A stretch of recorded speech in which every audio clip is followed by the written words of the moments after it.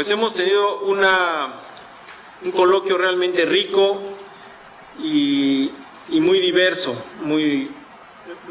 con muchos puntos de vista.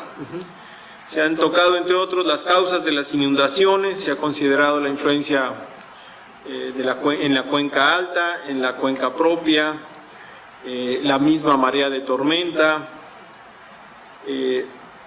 Se ha analizado la relación con el medio ambiente, la degradación ambiental, se ha comentado el problema de la segmentación de ecosistemas, la pérdida de especies, la pérdida de ecosistemas, su fragmentación. Se ha hablado del problema de la falta de planeación en el desarrollo y en el desarrollo urbano en particular, en los asentamientos.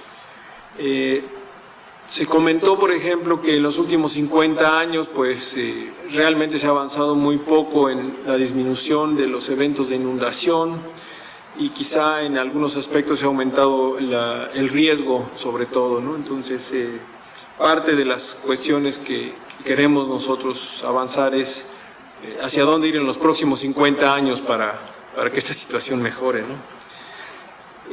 Se comentó, pues, entre otras cuestiones, que se tiene que trabajar en la gestión del riesgo y en el manejo integral de las cuencas como quizá el tema más importante, pero considerando no solo la parte técnica, sino la parte social, la parte ambiental y la falta de participación de los distintos sectores sociales en la toma de decisiones y en la misma gestión del recurso hídrico.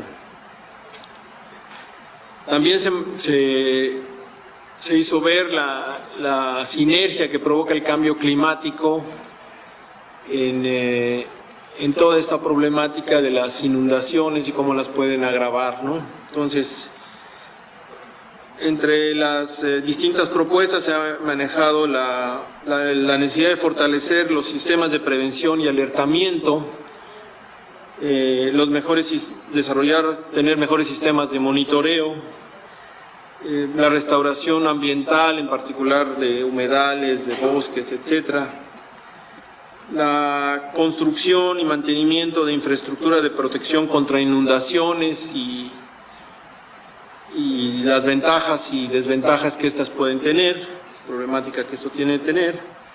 Se han propuesto y se han identificado una serie de problemas que hay que seguir estudiando e investigando. Y también hay una preocupación muy fuerte de cómo hacer para que lo que ya se ha identificado y que ha sido mucho y que se ha presentado en este coloquio pueda ser considerado por los tomadores de decisiones. Bueno, son algunos de los temas en los cuales estamos y para los cuales los participantes de esta mesa pues van a comentar buscando cómo avanzar en estas líneas, ¿no? Muy buenas tardes a todos. Muchísimas gracias a los participantes por habernos invitado a este muy interesante evento, ¿no? Que creo que en particular el área de Tabasco pues generalmente lo sufre. Permítanme comentarles, como ya lo habló el doctor Zavala, mi área de expertise no es propiamente inundaciones, es más bien calidad del aire, contaminación de la atmósfera, química en la atmósfera, etcétera. Pero ¿qué tendría que estar relacionado esto con el tema que estuvieron ustedes aquí viendo durante casi 3 días, ¿no? Es la parte para mí fundamental es que permítanme decirle a los organizadores que no me gustó el nombre porque dice inundaciones y cambio climático, ¿no? No me gusta la relación tan directa, porque desafortunadamente las gentes que toman decisiones generalmente ante cualquier tipo de desastre como estos de las inundaciones, una salida fácil, es decir, y lo hemos oído desde las altas autoridades hasta el funcionario menor, lo que achacan a un problema de este estilo es rápidamente al cambio climático.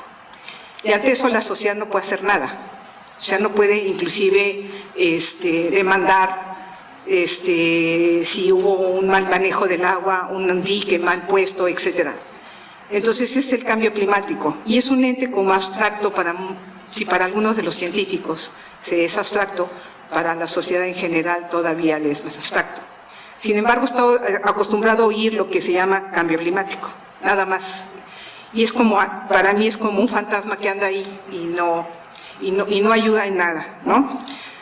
Durante todo este periodo, este coloquio, se hizo mención a alguna influencia que tiene que ver la cuestión del cambio en el clima en un proceso como el que se está atacando ahora, que es las inundaciones. Entonces veamos un poquito nada más desde el punto de vista de la atmósfera qué pasa, porque al final de cuentas estas relaciones entre lo que está pasando en general en el planeta, pues está todo conectado, no puede estar disociado de la atmósfera o el océano o la misma vida en la Tierra, ¿no? Entonces todo está como unido. Entonces, desde el punto de vista en la atmósfera, pues ¿qué es lo que ha hecho que se vea con más impacto en cambio en el clima? Pues la actividad humana. Ese es, digamos, lo que en los últimos años viene a dar porque hay un cambio en el clima. ¿Cuál sería la actividad humana? Pues como ya varios de ustedes lo conocen, pues sería la quema de combustibles fósiles.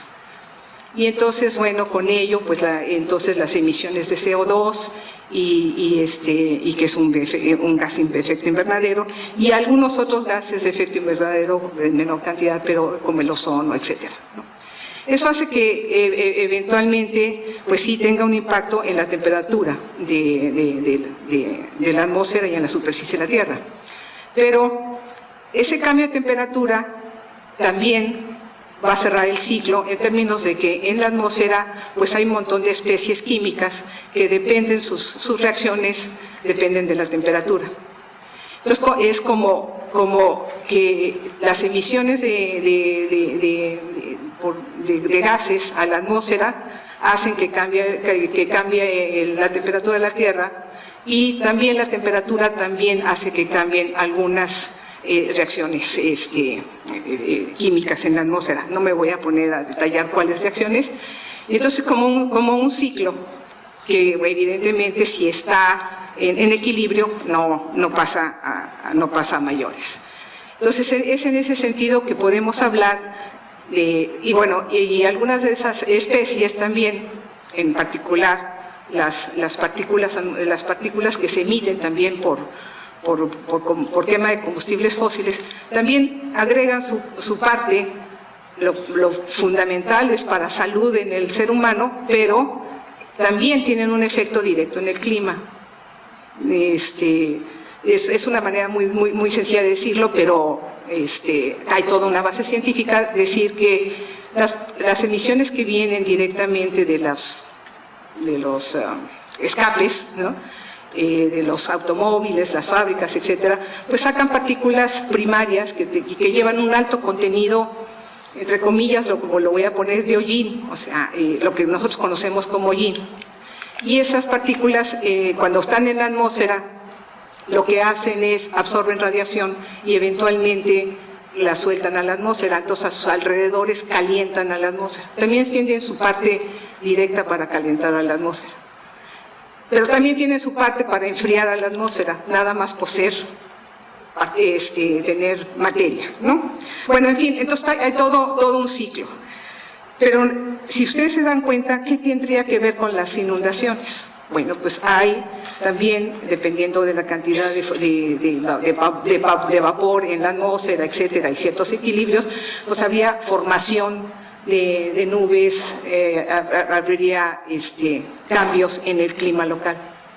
Entonces, en ese sentido, claro, si hay algún cambio en el clima local, hay contaminación por partículas que forman núcleos de condensación de nubes, etcétera, puede ocasionar que donde no llovía mucho, ahora va a llover un poco más.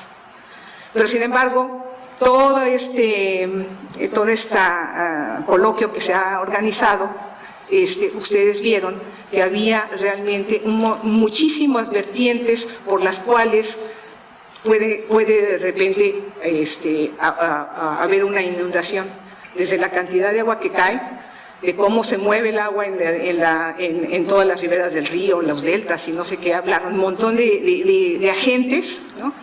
Y yo nada más lo quiero dejar en reflexión, esa diapositiva que ven ahí, esa imagen, que seguramente no la encontré más actual, pero seguramente por ahí debe estar más actual, porque ya son 14 años, ¿no? Si ustedes se dan cuenta, lo que hay ahí es cómo ha habido eventos en diferentes zonas del mundo. Y la pregunta que yo haría es, ¿por qué en unos lugares es más que en otras? Entonces, seguramente hay condiciones físicas, como las que explicaron en la mañana, de cómo se mueve el océano, cómo participa, etcétera. Debe haber algunas cosas físicas, evidentemente también está aquí la cuestión de cambio en el clima, etcétera. Pero yo creo que si, como vean ustedes, como en todos lados hay aumento de las inundaciones, los eventos, el número de eventos, y podemos ver en América que de repente hay un aumento importante, también lo hay en Asia, lo hay menor en Europa y en una parte también lo hay en África, y bueno, y Oceanía, etc. La pregunta que yo le dejaría en el aire es, ¿realmente este aumento en el número de eventos es solo cambio climático o es un problema de planeación también, que haya inundaciones? Que yo vuelvo a insistir, a mí me parece que en la zona de México tenemos un problema de mala planeación para tener este tipo de eventos que van en aumento cada vez. Eso sería todo. Gracias.